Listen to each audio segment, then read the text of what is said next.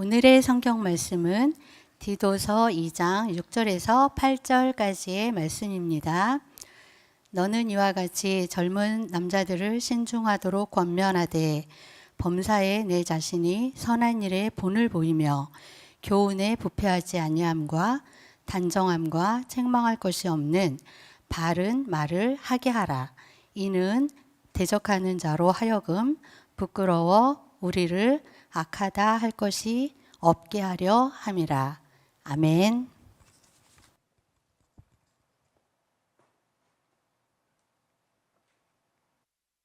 예, 지난 7월 10일에서 12일에 제1회, 제11회 교육 선교 컨퍼런스라는 것이 개최되었습니다. 우리 선교사들이 외국에 나가서 세운 학교들을 통해 가지고 선교 활동을 하는데요. 그 중에 그 대학을 세운 분들 총장들이 와서 그 학교에 대해서 보고를 했습니다. 그 가운데 하나가 파키스탄의 PGI 대학이라고 12년 동안 고생을 해서 지난해 인가를 받은 학교인데 그 김경은 총장님이 그 보고를 하셨고 많은 감동을 주었습니다. 파키스탄 여러분이 다 들어보셨겠습니다만 모슬렘 국가고 좀 질서가 아직까지 잡히지 않은 나라라고 할 수 있습니다. 지금 다수당이 정권을 잡지를 못하고 소수당이 군의 지지를 받고 지금 정권을 갖고 있습니다. 그리고 부패가 아주 심한 그런 나라인데요. 그런 나라에서 대학을 세운다는 것이 쉽지를 않죠. 12년 동안 고생을 많이 했는데 지난해 처음으로 교육부 그리고 국회 상하의원 그리고 대통령의 재가를 받아가지고 정식으로 대학 인가를 받았다고 합니다. 그런데 우리들에게 많은 감동을 준 것은 그 12년 동안 온갖 유혹이 다 있고 압력이 있었는데도 불구하고 끝까지 뇌물 한 푼 안 줬다. 그렇게 보고를 했습니다. 제가 그 사실을 학생들이 아느냐고 물었더니 학생들이 모두 알고 있다고 그렇게 대답했어요. 그래서 저는 그 사실 자체 하나로도 기독교 대학의 역할을 잘 감당하고 있다. 그렇게 제가 칭찬을 했습니다. 학생들도 학교에 대해서 매우 존경을 하고 지금 밤늦게까지 학교에 남아서 공부를 한다고 그럽니다. 아마 좋은 학교가 되지 않을까 그렇게 생각합니다. 교육학에서는 소위 그 잠재된 교육 프로그램이라는 게 있습니다. 잠재적 교육 과정이라 그렇게도 번역할 수가 있는데요. 히든 커리큘럼 혹은 레이턴트 커리큘럼이라고 그렇게 부릅니다. 그건 의식하거나 의도하지 않은 채 우리가 이렇게 한다고 의식하거나 의도하지 않은 채 교육자의 언어, 행동, 세계관 그리고 강의실과 학교의 운영 방식 등을 통해서 가치관, 행동 방식, 세계관 등이 전달되고 소통되는 학습 과정이다. 좀 딱딱하게 이야기했습니다만 이렇게 말로 이렇게 가르치지 않고 교육자가 어떻게 행동하느냐, 어떤 말을 사용하느냐, 어떻게 사느냐 그런 것. 혹은 학교의 정책이 어떠냐 그것이 학생들에게 영향을 미친다. 이제 이런 영향을 숨겨진 교육 과정이라 그렇게 부른다고 합니다. 예를 들어서 제가 이 국립대학의 교수로 20년간 봉직하면서 늘 고민이 기독교인이 국립대학에서 어떻게 기독교적 교육을 할 수 있을까? 여러 가지 고민을 했습니다만은 거기서 노골적으로 우리 기독교를 가르친다든가 기독교가 다른 종교보다 더 훌륭하다든가 이렇게 말할 수는 없지 않습니까? 그래서 제가 택한 방법이 소위 이 숨겨진 교육 과정 이것이라도 좀 시도를 해보자. 그렇게 저 나름대로는 노력을 했습니다. 가능한 학생들에게 신실한 것이 무엇이며 정직하고 그리고 공정하게 말하고 행동하는 것이 어떤 것인가 하는 것을 보여주려고 노력을 했습니다. 그중 하나가 이 무감독 시험인데요. 제가 이 고신대 석좌 교수로 혹은 총신의 강사로 나갔을 때는 시험을 감독 없이 보았습니다. 뭐 신학대학이니까 뭐 그렇게 어렵지는 않았습니다. 그런데 서울대학교에서 그걸 하면 실험을 할 수 있을까 여러 가지 고민 끝에 용기를 내 가지고 결국 적어도 제가 속한 학과의 학생들이만 듣는 강의에 대해서는 감독 없이 시험을 봤습니다. 뭐 그렇게 길게 잔소리를 하지 않았습니다. 무감독이라고 해가지고 부정행위를 할 정도의 이 인내력을 갖지 못하고 정직성을 갖지 못한 사람은 사회 지도자가 될 수 없다. 대학 교육 받아봐야 아무 소용없다. 그렇게 한번 몇 마디 하고는 무감독 시험을 봤는데요. 참 감사하게도 완전히 성공했습니다. 그럼 성공했는가 실패했는가는 아는 방법이 여러 가지가 있습니다. 채점해보면 다 알 수가 있죠. 그런데 제가 아주 감사하게 생각하는 건 시험지 밑에 답안지 밑에 몇 학생이 코멘트를 했는데요. 우리를 믿어주셔서 감사합니다. 그렇게 쓴 학생도 있고 우리가 감독 없이 시험을 볼 수 있게 되었다는 사실에 대해서 매우 보람 있게 생각합니다. 그렇게 쓴 학생이 있어요. 그래서 이게 상당히 참 효과가 있구나 그런 생각을 했는데요. 이런 것이 바로 잠재된 교육 과정이다 그렇게 말할 수 있습니다. 전 세계에서 감독 없이 시험을 보려고 하는 그런 시도는 뭐 여러 군데 있었고요. 지금도 물론 대부분의 신학교는 뭐 그렇게 하는 줄로 알고 있습니다. 오늘 저 일부 예배를 마치고 나니까 옛날에 인천의 제물포 고등학교에서 길령이 교장 선생님이라는 분이 그런 걸 시도했다고 그래요. 그래서 뭐 평준화된 이후로는 그걸 계속하지 못한다 그렇게 하는데요. 여러 대학들, 여러 학교들이 시도를 합니다만 지금 일관성 있게 전교생이 무감독 시험을 보는 것은 제가 아는 한 포항에 있는 한동대학교 뿐입니다. 그 학교는 뭐 전 세계에서 아마 제가 아는 유일하게 전 학생이 모든 시험에 무감독으로 시험을 보는 걸로 알고 있습니다. 그것이 학생들에게 미치는 영향은 매우 큽니다. 결국 그 덕인지 모르지만 한동대학 출신들은 취직이 아주 잘 돼요. 그리고 이 직장에 가서도 일반적으로 인정을 받는 것을 보았습니다. 우리 이런 교육, 즉 이걸 잠재적 교육 과정이라는 이름을 붙인 것은 학교 상황에서 교육기관에서만 사용하는 용어입니다만 보다 범위를 넓히면 잠재적 교육 과정이 아니고 잠재적 교육을 하는 것은 굉장히 많습니다. 뭐 가장 대표적인 것이 가정이죠. 어린아이가 태어날 때 부모가 아이들에게 지금 가정교육을 실시한다 그렇게 하지 않죠. 아이 키웁니다. 그런데 결국 그 아이는 부모의 영향으로 자랍니다. 부모의 사고방식, 부모의 가치관, 부모의 세계관, 부모의 행동방식 그걸 그대로 흡수한다고요. 이건 형식적인 교육이 아닌데도 불구하고 실제로 교육이 이루어지고 있습니다. 그 다음엔 사회화라고 사회학에서 사용하는 단어가 있습니다. 소셜리제이션이라는 건데요. 그거는 사회에 적응하며 살아가기 위해서 사회 구성원들의 상호작용을 통해 사회생활에 필요한 가치, 기술, 지식, 규범 등을 학습하는 거다. 이 세상에 살려면은 결국 다른 사람과 소통할 수밖에 없죠. 그렇게 하는 동안에 이 세상이 가지고 있는 가치관이 어떤 것이고 어떤 기술이 필요하고 어떤 지식이 필요하고 어떤 규범이 필요한가 하는 것을 배운다는 거죠. 그건 우리가 이를 배운다라고 의식하지 않고 잠재적으로 그렇게 교육을 받는 것을 뜻합니다.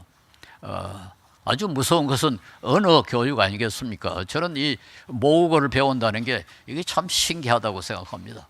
아이가 태어날 때 여러분 지금부터 한국어를 가르친다 그렇게 하지 않죠. 그래서 키웁니다. 그런데 한국어를 멋지게 잘한다고요.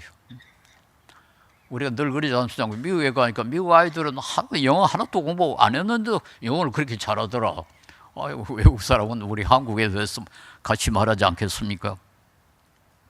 제가 이 외국어대학교에서 한 번은 학생들에게 학생을 좀 나무랬습니다. 여러분은 중학교 3년, 고등학교 3년, 6년 동안이나 영어를 공부하고 또 지금도 외국어를 공부하면서 영어의 그 R과 L을 구별을 못하면 어떡하느냐? 그 정도는 해야 되지 않냐?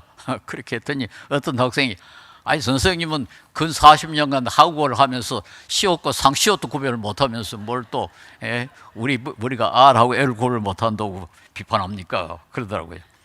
참 말이 되죠. 그 이상하지 않습니까? 왜 경상도에서 태어난 사람은 시옷과 상시옷을 구별 못하죠? 왜 한국 사람은 R과 L을 구별 못하죠? 사람이 혀가 이상해져 버린다고요. 그 정도로 이 언어 교육이라는 게 무서운 겁니다. 그런데 이 언어 교육이 형식적인 교육을 통해서 이루어지고 있질 않아요. 잠재 교육을 통해서 이루어지고 있습니다. 그러니까 이 잠재 교육이라는 것이 얼마나 무서운가 하는 것을 알 수가 있죠. 사실 우리의 이웃, 우리의 나라, 우리 교회, 우리 학교, 친구 모두가 다 교육자입니다. 그래서 우리 자신도 모르게 그들로부터 교육을 받습니다. 제가 우리 국회에 대해서 늘 화가 나는 것은 국회가 정치를 잘못한다, 그건 저 전공이 아니고 국회가 우리 국민들에게 엄청나게 잘못된 교육을 하고 있어요. 자신들이 교육적으로 얼마나 부정적인 영향력을 행사하는가를 우리 국회의원들이 몰라요.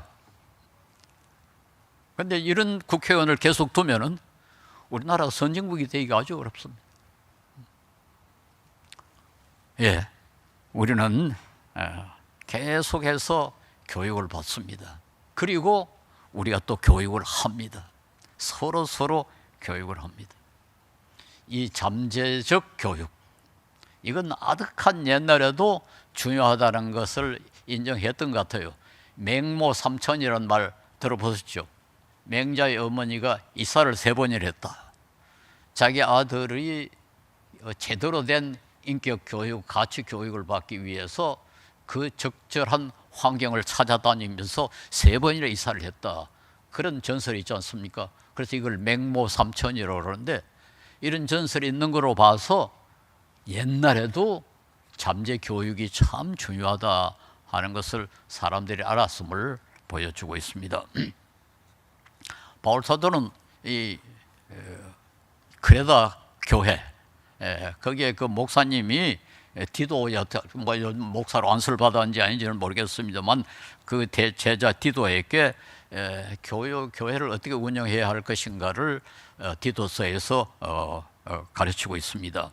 1장에서는 이단에 대해서 어떤 태도를 취해야 되며, 특별히 그 장로, 교회 지도자를 어떻게 세우고 훈련시켜야 할 것인가 하는 것을 가르치고, 2장에서는 노인들, 또 젊은 부인들, 그리고 청년들에게 무엇을 가르쳐야 되며 어떻게 가르쳐야 할 걸 지시를 합니다.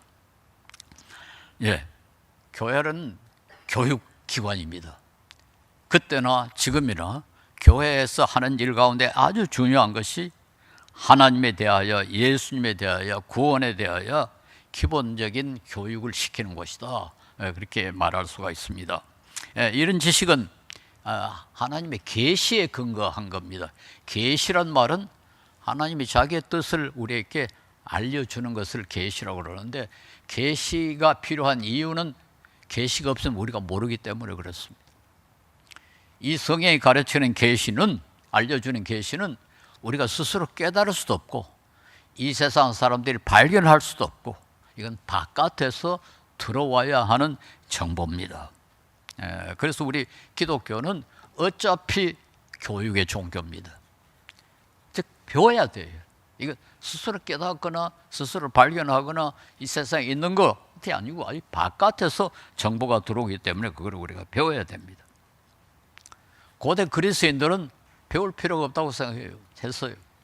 고대 그리스 철학자들은 사람은 태어날 때 이미 기본적인 관념을 가지고 있다. 그래서 이걸 갖다가 생득적 관념이라 그렇게 번역합니다. innate ideas처럼 아주 태어날 때부터 가지고 있는 관념.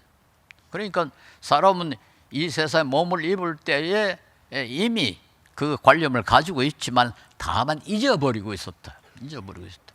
교육이란 게 뭐냐? 깨닫게 하는 거다. 바깥에서 정보를 집어넣어 주는 것이 아니라 여기 가지고 있는 정보를 아직까지 미처 의식하지 못했는데 교육을 통해 이걸 깨닫게 하는 거다. 그것이 교육이었습니다. 그래서 지금도 그 유산이 남아가지고 학생들에게 주입식 교육을 시키지 말고 스스로 깨닫도록 하라, 그런 말을 가끔 듣지 않습니까? 그게 사실 그리스 철학에서 나온 그런 생각입니다. 중국의 공자도 자기는 생이지지가 아니라고 생각했습니다만 생이지지가 가능하다고 가르쳤어요. 생이지지라는 말은 날 때부터 모든 것을 다 아는 것을 생이지지라고 그럽니다. 불교에서도 모든 사람은 근본적으로 다 부처이기 때문에 다 깨달을 수 있다고 생각했어요. 염불을 하고 묵상을 하고 선을 하고 참선을 하고 하면은 진리를 깨달을 수 있다. 그래서 성불한다, 그렇게 합니다. 그런데 우리 기독교는 전혀 그걸 인정하지 않습니다. 사람은 태어날 때 백지로 태어난다. 영국의 철학자 로크가 표현한 것처럼 글자가 한자도 없는 백지, 화이트 페이퍼 보이드 오브 올 캐릭터스, 알파벳 글자가 하나도 없는 백지로 태어난다, 그렇게 가르칩니다. 이거 어디서 읽을 수 있는 거 하니까 로마서 10장 14절에 15절에 이렇게 되어 있습니다. 그런즉 그들이 믿지 아니한 일을 어찌 부르리요? 우리가 믿을 수 있어야 부릅니다. 하나님, 예수님. 그런데 믿지 않고는 그렇게 부르지를 못한다. 그 다음에 듣지도 못한 일을 어찌 믿으리요? 들어야 믿을 수 있지 않느냐. 뭐 아무것도 없는 것을 믿을 수 없지 않느냐. 들어야 믿을 수 있느냐. 그 다음에 전파하는 자가 없으면 어찌 들으리요? 누가 말해줘야 듣는다. 보내심을 받지 아니하였으면 어찌 전파하리요? 이 말은 무슨 말입니까? 우리가 믿으려면 정보가 있어야 된다. 그 정보는 바깥에서 들어와야 된다. 그게 교육입니다. 교육. 로마서 10장 17절에 그러므로 믿음은 들음에서 나며 들음은 그리스도의 말씀으로 말미암았느니라, 그렇습니다. 우리 믿으려면 정보가 있어야 된다. 여기서 물론 듣는다 하면 읽는 것도 다 포함이 되는 겁니다. 그러니까 기독교는 어차피 교육의 종교일 수밖에 없게 되어 있습니다. 바깥에서 들어와야, 정보가 들어와야 하기 때문에 우리는 명상 혹은 깨달음, 뭐 신비로운 체험 등을 통해서 아는 게 아니라 배워야 된다 하는 겁니다. 그래서 우리 개신교는 예배 가장 긴 시간을 설교에다 보내지 않습니까? 천주교는 미사가 예배의 핵심이고 개신교는 설교가 예배의 핵심입니다. 설교를 이렇게 길게 하는 건 바로 가르치는 거죠. 가르치는 거. 하나님 말씀을 우리가 배워야 된다. 그래서 기독교는 처음부터 교육의 종교가 될 수밖에 없었고, 교육을 강조하다가 보니까 개발이 잘 됐다고 그렇게 말할 수 있어요. 그래서 모든 선진국은 기독교가 선진국이 되는 게 뭐 특별한 이유가 있는 게 아닙니다. 교육 때문에 그렇습니다.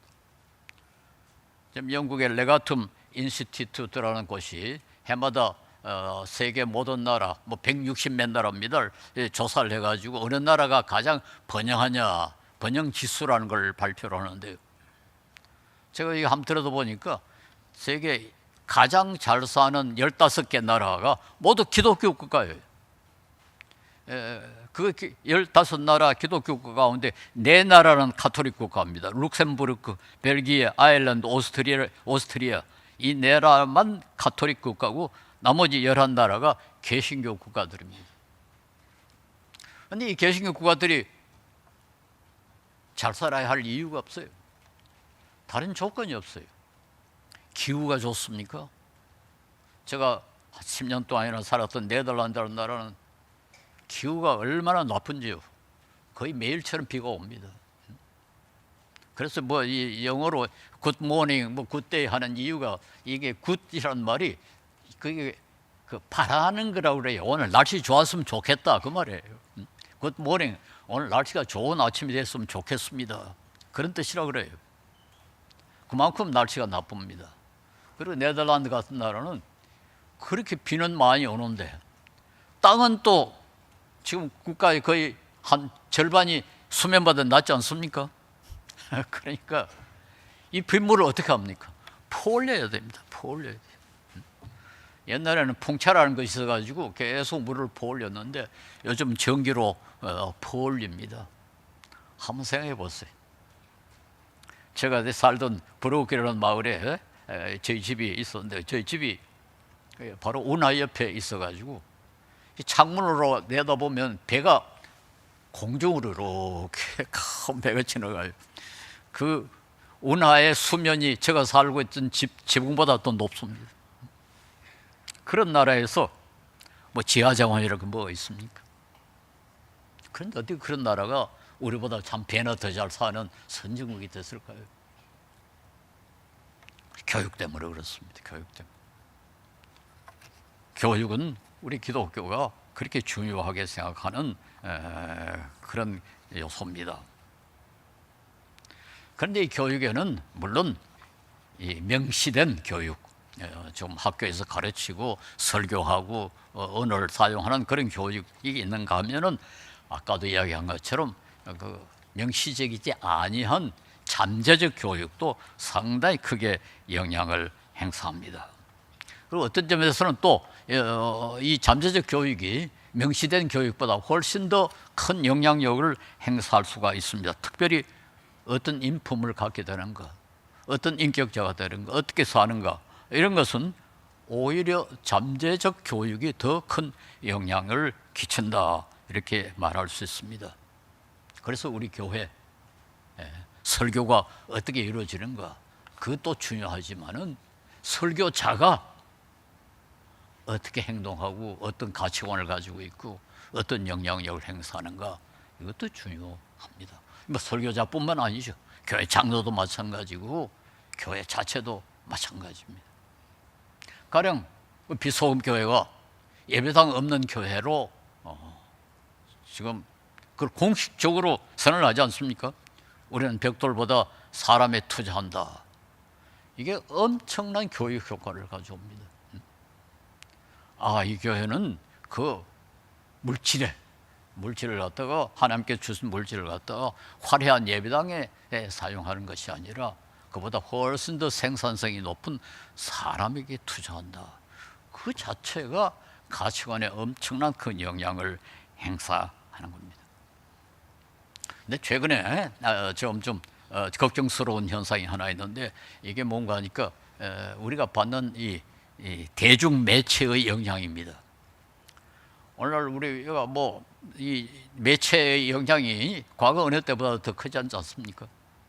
그런데 우리나라의 목회 데이터 연구소라는 곳이 얼마 전에 조사를 해보니까 한국 기독교인들이 가장 많이 사용하는 매체가 유튜브라고 그래요. 유튜브를 통해 가지고 정보를 얻는 기독교인이 77.6%, 인터넷을 통해서 얻는 사람이 66%, SNS, OTT를 통해 가지고 정보를 얻는 사람이 37%라. 그렇게 해요. 유튜브. 물론 유튜브에는 일간 신문도 일반 방송도 다 유튜브를 통해서 볼 수 있으니까 유튜브를 많이 이용하는 건 이해가 됩니다만은, 문제는 뭔가 하니까 유튜브에는 좋은 정보도 있지만은 정말 쓰레기 정보가 엄청나게 많습니다. 그래서 좋은 정보 찾으려고 유튜브에 들어갔다가 이 오물을 밟을 수가 있어요. 그리고 오물을 밟으면은 우리 마음이 더러워집니다.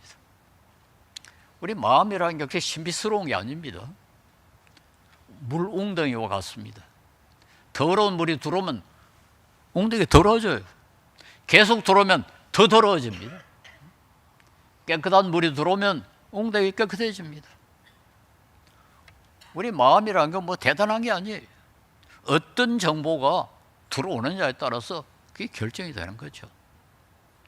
그래서 유튜브를 통해 가지고 아주 정말 쓰레기 같은 정보가, 오물이 우리 마음속에 들어오게 되면은 우리 자신도 모르게 우리의 마음은 더러워집니다.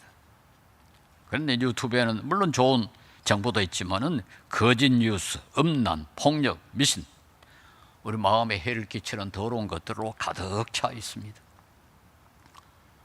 그래서 그런 오물을 한번 밟아버리면은 우리는 불결해지고, 우리는 천박해지고, 우리의 판단은 흐려집니다. 그러므로 저는 우리 그리스도인들이 이제는 매체 사용에도 정신을 차리죠. 그저 아니 나는 뭐 어떤 걸 봐도 나 딱 제대로 올바로 판단하니까 걱정할 필요가 없다. 너무 교만합니다. 별 수 없어요. 여러분이나 저나 우리는 연약한 인간입니다. 우리는 영향을 받기 마련이에요. 그래서 저는 우리 그리스도인들은 모든 더러운 것, 모든 거짓된 것, 모든 치우친 것, 이런 것을 멀리해야 됩니다. 천박한 것을 가까이 하지 말아야 될 겁니다. 저는 우리 그리스도인들이 좀 자존심을 가져야, 교만하자는 게 아니라 자존심을 가지자. 우리는 하나님 백성이고, 우리는 거룩하게 살아야 되고, 우리는 인간적인 귀족이다. 영적인 귀족들이다. 우리는 그렇게 천하고 더럽고 저렇게 치우친 것을 용납할 수 없다. 적어도 그런 자존심을 좀 가져봐야 된다고 생각을 합니다. 영적 고귀한 귀족들. 그래서 이 매체도 뭐 우리가 뭐 이 세상에 완벽한 매체를 구하기는 어렵습니다만, 그래도 어느 정도 공적 책임을 지는 일반 뭐 신문이나 방송, 그것을 통해서 그래도 얻는 정보가 비교적 건전하지 않겠습니까? 물론 완벽하지를 못합니다만. 그런데 이 유튜브에 나오는 그런 오물들과 그런 비교가 안 되지 않습니까? 요즘 그 유튜브에 오물을 전파함으로 돈을 버는 자들이 얼마나 많습니까? 뭐 몇 억씩 법니다. 그리고 그들이 그런 오물을 만들기 위해서 저지르는 그 만행이 요즘 신문에 자꾸 드러나고 있지 않습니까? 그러니까 그 협조하지 말아야 돼요. 유튜브에 들어간다는 말은 유튜브가 점점 더 돈을 많이 번다는 뜻이고, 그렇게 되면 점점 더 나쁜 놈들이 그걸 이용해가지고 사람을 더럽힌다는 것을 뜻합니다. 그 협조하면 안 되죠. 멀리해야 된다고 저는 봅니다. 최근에 들어보니까 CGN 방송국에서는 좋은 그리스도인 정보를 모아가지고 뭐 OTT 퐁당이라는 OTT를 만들었다 그래요. 거기는 뭐 좋은 정보들이 많이 있다고 그럽니다. 이용하시기 바랍니다. 물론 건전한 교육, 올바른 영향을 통해 가지고 얻는 그 성숙한 인품, 균형 잡힌 인품은 모든 그리스도인에게 필요합니다만, 특히 자라나는 청소년들에게 더욱더 중요합니다. 그래서 6절에 보면은 젊은 남자들을 잘 권해서 신중한 사람이 되도록 하라. 뭐 이건 젊은 여자도 마찬가지입니다. 여기 신중하라, 신중하라. 신중하다는 말이 뭐겠습니까? 우리 인간은 욕망, 감정, 자극, 유혹 이에 따라서 충동적으로 행동할 가능성이 많이 있는데, 거기서 그 행동하지 말고 철저히 투명하고 특별히 공정하고 균형 있게 판단하라. 굉장히 어렵죠. 젊은 사람들에게 이것이 쉽겠습니까? 그런데 젊은 사람들이 이렇게 될 필요가 있다. 바울 사도는 그렇게 말합니다. 그렇게 하기 위해서는 단순히 말 가지고는 안 된다. 그래서 특별한 것을 이 디도에게 권하는데 뭔가 하니까 2장 7절에서 8절에 범사에 내 자신이 선한 일에 본을 보이며, 단순히 올바로 가르친 것으로 만족할 게 아니라 본을 보여라, 본을 보여라, 본을 보여라. 선한 일에 본을 보이라. 그리고 그 다음에 가르치는 것도 교훈에 있어서는 부패하지 아니함과 단정함과 책망할 것이 없는 바른 말을 하라. 그렇게 권고를 합니다. 본을 보이라. 이 성경에는 본을 보이라는 말이 엄청나게 많이 나옵니다. 제가 일부러 한번 찾아보니까 뭐 엄청나게 여러 구절이 본을 보이라는 것에 대해서 강조를 하고 있어요. 사도를 본받고, 바울이 그러지 않습니까? 내가 그리스도를 본받은 것 같이 너희는 나를 본받으라. 바울 사도는 자신을 본받으라 그래요. 그런데 그 이유는 자기가 그리스도를 본받으니까. 이렇게 사도를 본받고 예수님을 본받고 심지어 에베소서 5장에는 하나님을 본받으라고 그렇게까지 성경은 권합니다. 성경의 요구는 굉장히 높습니다. 이 본을 받는다는 말은 뭐겠습니까? 잠재적 교육을 받아라. 잠재적 교육을 받는다 하는 것을 뜻합니다. 예, 우리는 잠재적 교육을 받고 줍니다. 여러분, 이 교회에 나오면은 교회에서 목사님의 설교뿐만 아니라 목사님의 삶을 통해 가지고 영향을 받고, 여러분은 또 다른 사람에게 영향을 끼칩니다. 그러니까 나는 뭐 일방적으로 영향만 받는 게 아니고 다른 사람에게도 영향을 끼쳐요. 그 영향이 긍정적이면 참 다행이지만 그게 부정적이면 어떻게 하겠습니까? 만약에 교인들이, 어떤 교인이 여러분의 삶을 보고 지금보다 더 나빠진다면 그건 참 심각하죠. 그러니까 우리가 정말 조심을 해야 되는 그런 상황입니다. 그래서 이 좋은 교회라는 게 뭐 예배당이 아름다운 교회, 교인이 많은 교회, 헌금이 많은 교회, 그게 아니고 선교 열심히 하고 뭐 전도 열심히 하고, 물론 중요합니다만 그게 좋은 교회의 핵심이 아니고, 좋은 교회는 오면 자기 자신도 모르게 더 성화되고 더 고상해지고 더 공정해지고 더 투명해지는 그런 교회가 좋은 교회죠. 그렇게 하려면 서로가 좋은 본을 보이려고 노력을 해야 됩니다. 이게 선행이란 말은 무슨 착한 일을 한다. 그런데 성경의 선행이란 말은 주로 도덕적인 것을 뜻합니다. 도덕이라는 게 복잡하지 않습니다. 두 가지만 잘하면 됩니다. 정직하고 공정하고. 이 두 가지만 철저하면 도덕적이 됩니다. 다른 사람 속이지 말고, 그 억울하게 하지 말고. 그런데 이 교인이나 특별히 교회 지도자는 뭐 저같이 이렇게 설교하는 사람에게 가장 큰 문제는 위선입니다. 교회는 이 거룩함을 강조하고 도덕을 강조하니까 사람들이 그걸 기대를 하는데 내가 거기에 부응하지 못하면 나는 위선자가 된다고요. 응? 말은 건사하게 하는데 행동은 개차반이다. 우리 그리스도인들, 특별히 이 교회에서 이렇게 저처럼 설교하는 사람은 이 유혹을 계속 받습니다. 위선자가 될 유혹을 받아요.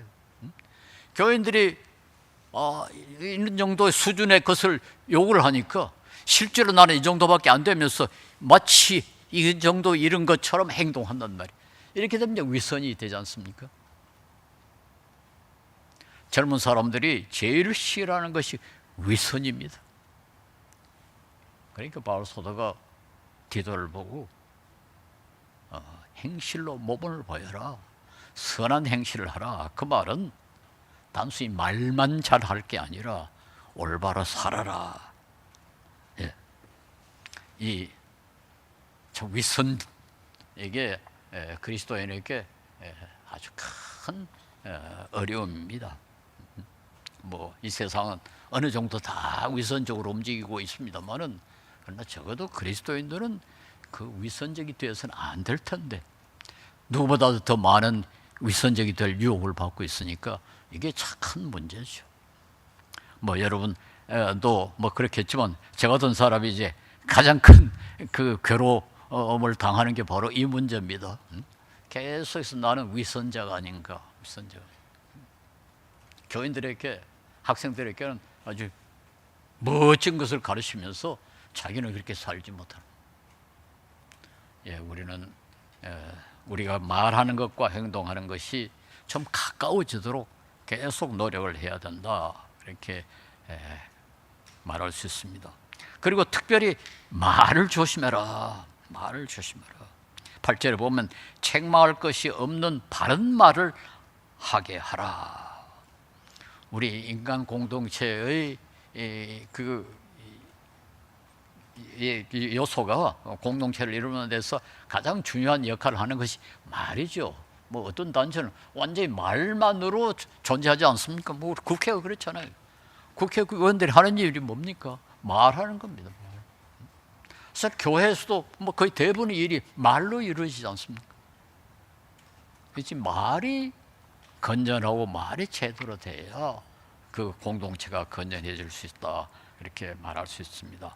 그래서 야고보는 이 말 조심에 대해서 굉장히 강조를 하고 있죠.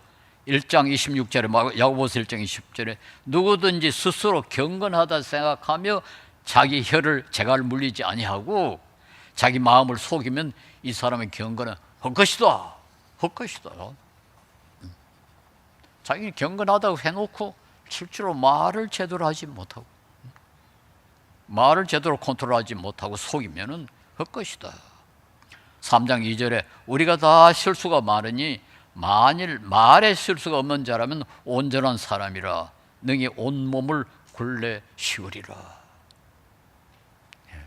특별히 말을 조심해라. 그리고 바울사도는 단순히 교회 안에서만 책 잡히는 말을 하지 않을 뿐만 아니라 교회 바깥에 있는 사람들, 여기 반대자라고 그랬습니다.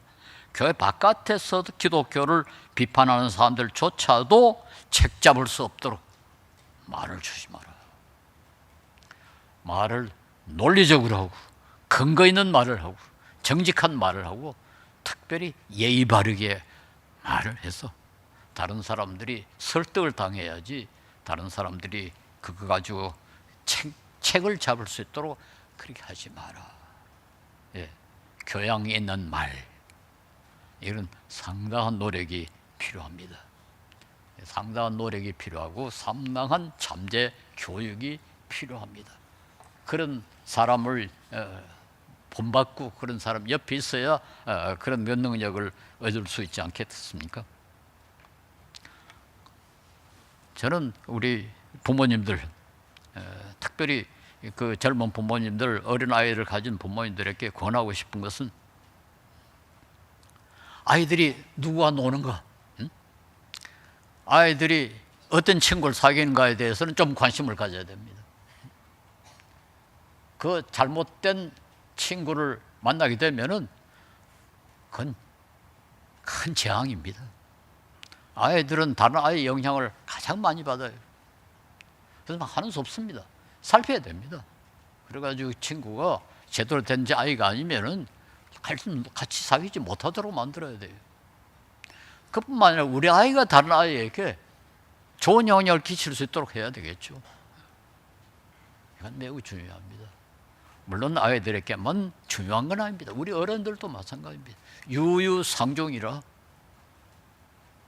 우리가 어떤 사람과 자주 만나고 어떤 사람과 교제하는가에 따라서 우리가 영향을 받을 수밖에 없어요. 그래서 우리가 친구 사귀는데 우리가 어떤 공동체 관계하는가에 대해서도 신경을 쓸 수밖에 없습니다. 그래서 이것이 구테여 디도에게만 한정된 게 아니고 우리 모두에게 주어진 교훈이라 그렇게 생각해야 됩니다.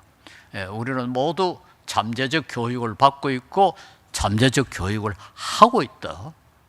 이 사실을 우리가 좀 알 필요가 있습니다. 그래서 우리가 먼저 우리 마음을 정결하게 만들고 우리 생각을 좀 투명하게 만들고 우리 생각을 공정하게 만들어서 그것이 우리 말을 통해 가지고 제대로 나타났어.